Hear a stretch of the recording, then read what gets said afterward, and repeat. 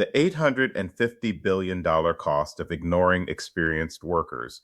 Did you know that every year U.S. organizations collectively forfeit $850 billion by sidelining experienced employees over 50?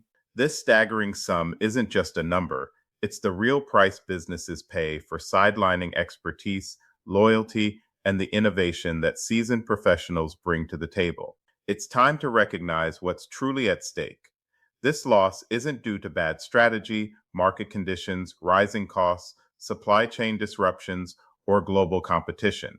It happens because of a bias so ingrained in hiring and training culture that most organizations don't even notice it's there.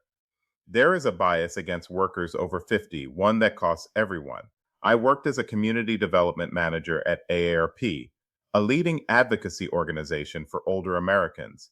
I noticed a gap between policy discussions in boardrooms and the real experiences in break rooms, community centers, libraries, adult centers, and unemployment offices. I established the 50 plus Tech Bridge community to meet the growing need for free digital skills education. Initially, we started with only a folding table, chair, and flyers outside the public library. We are now rapidly expanding, driven by the belief that adults over 50 deserve more support than what the current system provides. What I've learned since then confirms what the data has made clear. This isn't a workforce capability problem, it's a workforce investment problem, and its cost is staggering. The number that should stop every HR leader cold. AARP's research estimates the annual economic cost of age discrimination in the U.S. workforce at $850 billion. This figure includes lost productivity, early exits from the labor force, underemployment of qualified workers, and the ripple effects on consumer spending and tax revenue when experienced workers are pushed out of the economy before they're ready to leave. To put this into perspective, $850 billion surpasses the GDP of most countries and rivals the entire annual U.S. Department of Defense budget. This isn't a minor mistake. It is a fundamental failure hiding in plain sight. And yet most organizations treat age discrimination as a legal compliance issue rather than an economic one. The conversation usually starts and ends with "don't say anything in an interview that could get us sued." The deeper question, what are we losing by not investing in this population, rarely gets asked. We are asking it, and the answer should change how every workforce development leader, HR director, and organizational decision maker approaches their talent strategy. The myth that created the gap. Did you know?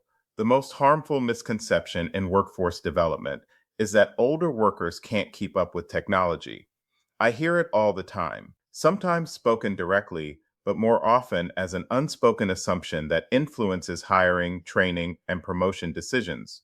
An AI hiring system paid $365,000 in an EEOC settlement after automatically rejecting every applicant over 55.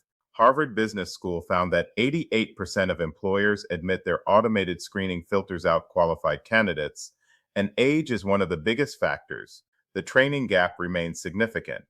Workers aged 55 and older receive employer-sponsored training at half the rate of workers under 35.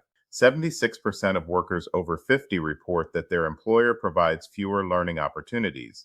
When organizations initiate digital transformation efforts, only 18% take their workforce's age into account during planning. The employees with the most institutional knowledge are often the last to be included in discussions.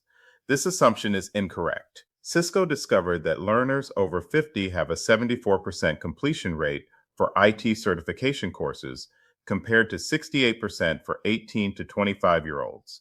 Additionally, a 6-year Finnish study showed no significant difference in tech skills between workers aged 55 and older and those in their 30s after 6 months of training. The data is clear. It's not about capability, it's about investment.